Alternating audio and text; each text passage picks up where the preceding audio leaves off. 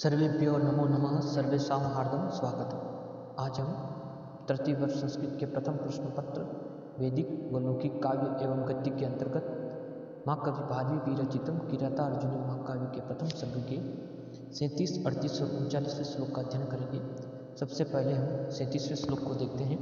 इस वाले श्लोक में दुर्योधन की सफलता के समाचारों को सुनकर अत्यधिक क्रोधित हुई द्रौपदी युधिष्ठिर जी के क्रोध को जागृत करने का प्रयत्न कर रही है। दुर्योधन द्वारा दिए गए कष्ट और अपमानों का वर्णन करते हुए वह पहले भीम, अर्जुन, नकुल और सहदेव इन चारों भाइयों की दुर्अवस्था को बताती है। इसके बाद अब वह स्वयं युधिष्ठिर जी की दुर्अवस्था को उल्लेखित कर क्या बता रही है, अपनी भावों का उल्लेख महाकवि भारवी ने उक्त श्लोक में किया है। मैं श्लोक का वाचन करता हूँ, तत्पश्चात हम इसके अर्थ को देखेंगे। युधिष्ठिर जी की दुर्अवस्था को उल्लेखित कर द्रौपदी क्या कर रही है। इमा अहम वेदन तावकीयं धियं विचित्र रूपा खलु चितवृतयः विचन्त अन्तया भवधा आपदं परां रुजन्ति चेतः प्रसभं मम आधयः। क्या करी द्रौपदी। इमा अहम वेदन तावकीयं धियं विचित्ररूपा खलु चित्तवृत्तयः विचिन्तय अन्तया भवदा आपदं परां रुजन्ति चेतः प्रसभं मम आधयः। श्लोक का अन्वय इस तरह से होगा। अहम इमां तावकीयं धियं न वेद खलु चित्तवृत्तयः विचित्ररूपाः इमां भवद आपदं विचिन्त अन्तया मम चेतः आधय प्रसभं रुजन्ति। अहम इमाम तावकीयं धियं न वेद। द्रौपदी कह रही अहम यानी मैं, इमाम यानी आपकी, इस तावकीयम यानी मैं द्रौपदी, तावकीयम यानी आपकी यानी तुम्हारी, धियम धिय का अर्थ होता बुद्धि, मैं आपकी बुद्धि के विषय में न वेद यानी वेद का अर्थ जानना यानी विद धातु से बना मैं नहीं जानती हूँ। द्रौपदी कह रही अहम इमाम तावकीयम धियम न वेद यानी मैं आपकी बुद्धि के विषय में मैं नहीं जानती हूँ। खलु चित्तवृत्तयः विचित्र रूपा, निश्चित रूप से खलु यानी निश्चित रूप से चित्तवृत्ति यानी मनोवृत्तियाँ जो होती है विचित्रम रूपा यानी अनेक प्रकार की, नाना प्रकार की होती है। इमाम भवद आपदम विचिंतया, परंतु भवद आपदम यानी आपकी आपत्ति को यानी आपकी महान आपत्ति का विचिंतयन्तया यानी महान आपत्ति का ध्यान करते हुए मम चेत यानी मेरा चेत, चेत का अर्थ चित्त यानी मेरा जो मन है वह आधाय प्रसभम रुजंती, आधाय यानी मेरा जो चित्त है वह क्या कर रहा है, आधाय यानी बलात् यानी अकारण ही ये जो आपदाएं है आधाय प्रसभम रुजंती यानी अकारणी मुझे क्या करती है, पीड़ित कर रही है, पीड़ित करती है। एक साथ अर्थ को देखिए क्या करिए द्रौपदी। अहम इमाम तावकीयम धियम न वेद यानी मैं द्रौपदी करिए इमाम तावकी यानी मैं आपकी बुद्धि के विषय में धियम न वेद यानी नहीं जानती हूँ। खलु चित्त वृत्तयः विचित्र रूपा, निश्चित रूप से मनोवृत्तियाँ अनेक प्रकार की होती है। इमाम भवद आपदम विचिंतिया, परंतु भवद आपदम यानी आपकी महान आपदम यानी विपत्ति का विचिंत यानी विचार करके ध्यान करके मम चेत यानी मेरे मन की जो आधाय यानी मेरे मन की जो मनोव्यथाएं हैं प्रसभम रुजंती, प्रसभम करता बलात् अकारण ही मुझे पीड़ित कर रही है, मेरे मन को व्यथा है, मेरे मन को पीड़ित कर रही है। यानी द्रौपदी के कहने का तात्पर्य है कि हे महाराज युधिष्ठिर जी, मैं आपकी बुद्धि के विषय में समझ नहीं पा रही हूँ। यद्यपि आपको भी कष्ट कम नहीं हो रहे हैं तो भी आप इस प्रकार शांतचित्त बैठे हुए हैं। ठीक है, संसार में अनेक प्रकार की मनोवृत्तियों के मनुष्य होते हैं, सबका चित्त वृत्तियाँ एक सी नहीं होती है। आपकी बुद्धि भी इस प्रकार बड़ी विचित्र है। आपको अपनी अवस्था पर शोक हो या न हो, परंतु आपकी इस दुर्अवस्था को देखकर मेरे मन को बहुत अधिक पीड़ा होती है। सामान्य से विशेष का समर्थन है, अर्थांतरन्यास और काव्यलिंग अलंकार की छटा तथा वसंत छंद इस श्लोक में विद्यमान है। यानी महाकवि भारवी ने इस उक्त श्लोक में बताया है कि संसार में मनुष्यों की मनोवृत्तियाँ अनेक प्रकार की देखी जाती है। कोई तो थोड़े से अपमान और कष्ट को भी सहन नहीं कर पाते और कोई थोड़ा भी कष्ट उपस्थित होने पर अत्यधिक क्रोधित हो जाते हैं, परंतु कई व्यक्ति अत्यधिक शांत स्वभाव के होते हैं, बड़े से बड़ा अपमान किए जाने पर भी शांत निर्विकार रहते हैं और बदला लेने के लिए उनमें किसी प्रकार का उत्साह का संचार नहीं होता है।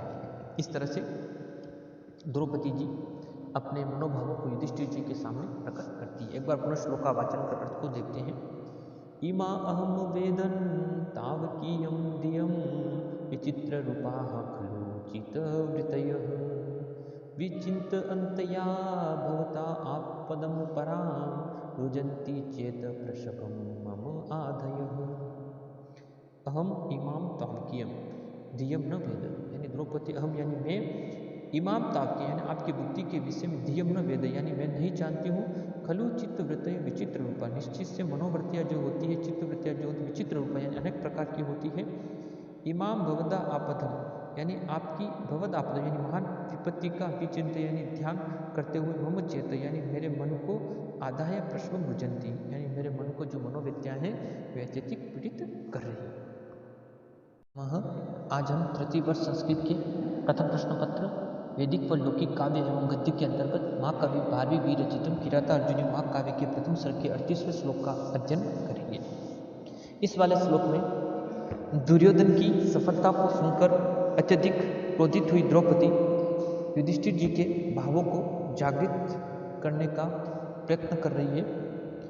अब वह युधिष्ठिर जी को कह रही है कि दुर्योधन के कारण न केवल आपके भाई भीम, अर्जुन, नकुल और सहदेव को ही विपत्तियां नहीं झेलनी पड़ रही है, बल्कि आपकी भी इसी प्रकार की दुर्अवस्था हो रही है। वह क्रमशः उनकी दुर्अवस्था को उल्लेखित कर बता रही है। सबसे पहले द्रौपदी पहली अवस्था को उल्लेखित करते हैं। उन्हीं भावों का उल्लेख माँ कवि भारवी ने उक्त श्लोक में किया है। मैं श्लोक का वाचन करता हूँ, तत्पश्चात हम इसके अर्थ को देखेंगे। युधिष्ठिर जी की पहली दुर्अवस्था को उल्लेखित कर द्रौपदी क्या कह रही है? पुरा अधिरूढ़ शयनम महाधनम विबोधयसे यः स्तुति गीत मंगले अदर्भदर्भाम अदिश्य य अस्तल्यम अदर्भदर्भाम अदिश्य स अस्तिलिम जहासि निद्राम अशिवे शिवारुते। क्या कह रही द्रौपदी? पुराधिरूढ़ शयनम महाधनम विबोधयसे यः स्तुति गीत मंगले अदर्भदर्भाम अदिश्य स अस्तलिम जहासि निद्राम अशिवे शिवारुते। श्लोक में इस तरह से होगा। यह पुरा महाधनम शयनम अधिरूढ़ स्तुति गीत मंगले विबोधयसे सह अदर्भदर्भाम अस्तलिम अदिश्य अशिवे शिवारुते निद्राम जहासी।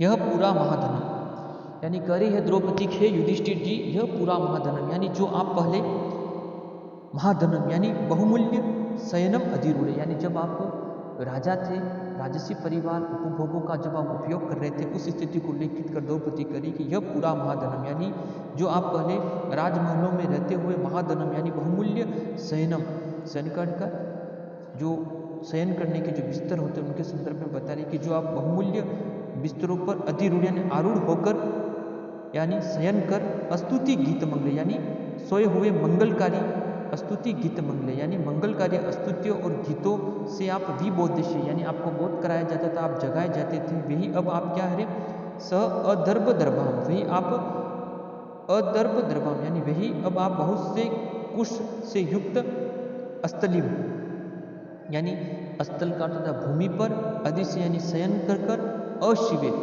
न शिवे यानी जो मंगलकारी नहीं यानी अमंगलकारी शिवारुते हो यानी गिद्धड़ियों की ध्वनि से निद्राम जिहासी यानी आप निद्रा से जगाए जाते हो। एक साथ आपको देखिए क्या कही द्रौपदी, यह पूरा महाधनम यानी जो आप पहले महाधनम यानी बहुमूल्य शयनम यानी बिस्तर पर अधिरूढ़ आरूढ़ होकर स्तुति गीत मंगले यानी स्तुतिकारक गीतकारक या मंगलकारी स्तुतियों और गीतों से आप जगाए जाते थे, वही अब आप विबोधयसे यानी जगाए जाते थे। स अदर्भदर्भाम यानी वही अब आप क्या करें अदर्भदर्भाम यानी वही अब आप बहुत से कुशों से युक्त अस्तलिम यानी वन की भूमि पर अदृश्य यानी शयन करते हुए अशिव यानी अमंगलकारी शिवारुते यानी गिद्धड़ियों की धमनी से निद्राम जासी यानी धमनियों से आप नींद से जगाए जाते हैं। यानी द्रौपदी के कहने का तात्पर्य है कि हे महाराज, आप पहले राजमहलों में बहुमूल्य कोमल सैयाओं पर आप शयन करते थे, अब आप इस वनवास में चुभने वाली वन से युक्त वन की भूमि पर, द्रव्यों से युक्त वन की भूमि पर आप शयन कर रहे हैं। आपको पहले जगाने के लिए मंगलकारी स्तुतियाँ और गीत बगाए जाते थे, उनका गायन किया जाता था, परंतु अब आप गिद्धड़ियों की अमंगलकारी रोने की आवाज़ों से ही आप जाग जाते हैं। क्या यह आप पर कम विपत्ति है? यानी हे महाराज युधिष्ठिर, आपकी भी दुर्अवस्था बहुत ही दयनीय हो रही है। इस प्रकार से इस वाले श्लोक में विषम अलंकार की छटा और वसंत छंद विद्यमान है। माँ कवि भारवी का इस श्लोक में कहने का तात्पर्य है कि पहले कोई व्यक्ति विशेष श्रमर्दियों को भोग कर उसके बाद उसकी दयनीय अवस्था को सहन करना उसके लिए बड़ा ही कठिन हो सकता है, और महाराज युधिष्ठिर की इस समय यही स्थिति हो रही है। इन्हीं भावों को द्रौपदी युधिष्ठिर जी के सामने प्रकट कर रही है। एक बार पुनः श्लोक का वाचन कर अर्थ को देखते हैं। द्रौपदी क्या कह रही है? पुरादिरूढ़ शयनं महाधनं विबोधसे यः स्तुति गीतमंगलैः अदर्भदर्भाम अदिश्य स अस्थलिं जहासि निद्राम अशिवे शिवारुते। यह पूरा महाधनम शयनम अधिरूढ़, यानी जो आप पहले महाधनम यानी प्रसादों में रहते हुए, महाधनम शयनम यानी बहुमूल्य शयनम यानी बिस्तरों पर अधिरूढ़ आरूढ़ होकर सोए हुए स्तुति गीत मंगल यानी सोए हुए मंगलकारी स्तुतियों से आप विबोधिश यानी आप जगाए जाते थे, वही अब आप क्या करें? अदर्भ धर्माम यानी बहुत से कुछ से युक्त स्थलिम यानी भूमि पर अदिश यानी सोए हुए अशिव यानी अमंगलकारी शिवारुते यानी गिद्धड़ियों की निद्राम जहाँ से यानी धमनियों से आप जगाए जाते हैं। आज हम तृतीय वर्ष संस्कृत के प्रथम प्रश्न पत्र वैदिक व लौकिक काव्य एवं गद्य के अंतर्गत महाकवि भारवी विरचितम किरातार्जुन महाकाव्य के प्रथम सर्ग के 39वें श्लोक का अध्ययन करेंगे। इस वाले श्लोक में दुर्योधन के विरुद्ध युधिष्ठिर जी के क्रोध को जागृत करने के लिए द्रौपदी उनके भाइयों भीम, अर्जुन, नकुल, सहदेव की आपत्तियों का वर्णन करके स्वयं युधिष्ठिर जी की आपत्तियों को बताती है। पहली विपत्ति वह बताती है कि युधिष्ठिर जी पहले महलों में बहुमूल्य बिस्तरों पर शयन किया करते थे और उनको जगाने के लिए मंगल गीत गाए जाते थे, वहीं अब वह कुशों से युक्त वन की भूमि पर शयन करते और गिद्धड़ियों की अमंगलकारी रुदन ध्वनियों से जगाए जाते हैं। युधिष्ठिर जी की दूसरी विपत्ति को उल्लेखित कर द्रौपदी क्या कर रही है, उन्हीं भावों का उल्लेख महाकवि भारवी ने उक्त श्लोक में किया है। मैं श्लोक का वाचन करता हूँ, तत्पश्चात हम इसके अर्थ को देखेंगे। क्या कह रही है द्रौपदी युधिष्ठिर जी की दूसरी दुर्वस्था को उल्लेखित कर? पुरोभनीतम निपरामणयकम द्विजातिशेषेण यदेत अंधसा तद अद्यते वन्यफलासिन परम परेति काश्यम यशशासम वपुः। क्या करी द्रौपदी? पुरोनीतम नृपरामणीयकम द्विजातिशेषेण यदेत अंधसा तदैत्यते वन्यफलाशिनः परम परेति काश्यम यशशासमं वपुः। पुरोपनीतं नृपरामणीयकं द्विजातिशेषेण यदेत अंधसा तदैत्यते वन्यफलाशिनः परम परेति काश्यम यशशासं वपुः। परोपनीतं नृपरामणीयकं परोपनीतं नृपरामणीयकं द्विजातिशेषेण यदेत अंधसा तदैत्यते वन्यफलाशिनं परं परेति काश्यम यशशासं वपुः। श्लोक का अन्वय इस तरह से होगा। नृपः पुरा ते यद एतद् वपुः द्विजातिशेषेण अंधसा रामणीयकम उपनीतम अद्य वन्यफलाशिनः तद यशशासम परम कार्षयम परेति। द्रौपदी करी हे नृप यानी हे राजा युधिष्ठिर जी, पूरा ते यद एतद वपु, यानी पहले जो तुम्हारा आपका जो वपु यानी जो शरीर है वह द्विजाति शेषेन यानी द्विजाति यानी ब्राह्मणों के उपभोग के पश्चात शेषेन यानी शेष बचे हुए अन्न के द्वारा अंधसा रामणिकम उपनित, यानी अन्न से क्या होता था उपनितम यानी सौंदर्य को प्राप्त होता था, उससे वह युक्त होता था, यानी उस अन्न के द्वारा आपका जो शरीर है सौंदर्य रामणीयकम यानी सुंदरता को प्राप्त होता था। यानी पुरात यद एतद वपु, यानी हे महाराज वपु यानी शरीर, है महाराज पहले जो आपका शरीर है वो द्विजाति से यानी ब्राह्मणों के द्वारा पहले उपभोग करने के पश्चात अंधसा रामणिकम उपनीतम, यानी ब्राह्मणों के उपभोग से बचे हुए उस अन्न के सेवन से अंधसा का अर्थ अन्न से सौंदर्य को यानी सुशोभित होता था।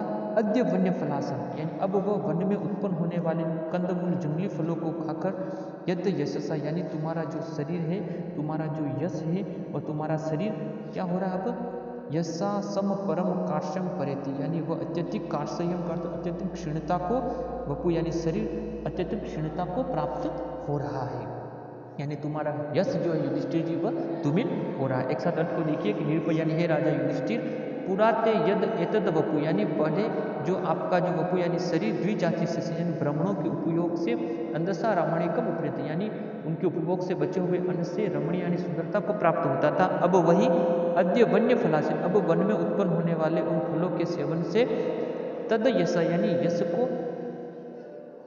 वन में उत्पन्न होने वाले जंगली फलों को खाकर अब वही स्थिति आपका जो शरीर यशा सम परम कार्श्यम प्रति, यानी अत्यधिक क्षीणता को आपका शरीर प्राप्त हो रहा है। यानी युधिष्ठिर जी की दुरावस्था की दूसरी अवस्था को उल्लेखित कर द्रौपदी कह रही है कि राजसी परिवार में परंपरा होती है कि भोजनशाला में जो पौष्टिक और स्वादिष्ट भोजन तैयार होते हैं सबसे पहले वे ब्राह्मण को भोजन कराने के पश्चात ही उसका भोजन राजसी परिवार के लोग किया करते थे। उस पौष्टिक अन्न को खाकर द्रौपदी कह रही कि हे महाराज आपका शरीर अत्यंत सुंदर प्रतीत होता था, अब शत्रु द्वारा तिरस्कृत होकर वन में चले आने से आपका यश तो क्षीण हो रही है, साथ ही जंगली फलों को खाने से आपका शरीर भी क्षीणता को प्राप्त हो रहा है। हेतु अलंकार और वसंत छंद की छटा इस श्लोक में विद्यमान है। माँ कवि भारवी ने उक्त श्लोक में प्राचीन परंपरा में उल्लेखित कर बताया कि राजाओं का यह कर्तव्य होता है कि सबसे पहले वह ब्राह्मणों को भोजन कराने के पश्चात ही स्वयं भोजन करें। एक बार पुनः श्लोका वाचन कर अर्थ को देखते हैं। क्या करिए द्रौपदी, पुरोनितम नृप रामणीयकम द्विजाति शेषेण यदेत अंधसा तदत्यते वन्य फलाशिनः परम परेति काश्यम यशसा समं वपुः। नृप यानी हे राजा पूरा ते यद एतद वपु, यानी हे राजा पहले जो आपका वपु यानी जो शरीर है वह द्विजाति से यानी ब्राह्मणों के द्वारा भोजन कराने से बचे हुए भोजन से अंधसा रामणिक यानी अत्यधिक सौंदर्य उपभोग को प्राप्त होता था। अद्य बने आज वही आपका जो शरीर वन्य यानी वन में उत्पन्न होने वाले फलों आदि के सेवन से यशसा सम परम काशम, यानी यश और आपका शरीर अत्यतम क्षीणता को प्राप्त हो रहा है, यानी आपका यश भी धूमिल हो रहा है और अंत में जंगली फलों को खाने से आपका शरीर भी अत्यधिक कमजोर हो रहा है। इस तरह से द्रौपदी महाराज युधिष्ठिर को अपने भावों को उल्लेखित कर उनकी दुरावस्था को उल्लेखित करती है।